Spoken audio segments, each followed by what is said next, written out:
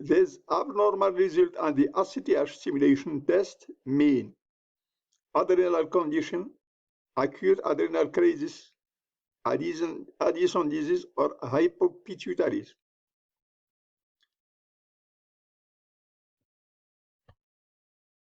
Addison disease, asthenia, anorexia, hypotension, hypoglycemia, digestive disturbance, and depression.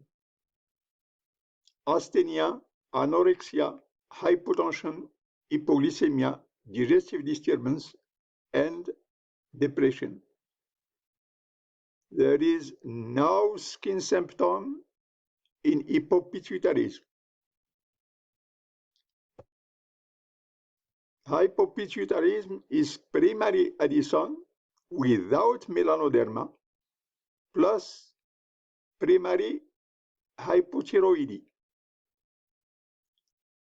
What is primary hypothyroidism?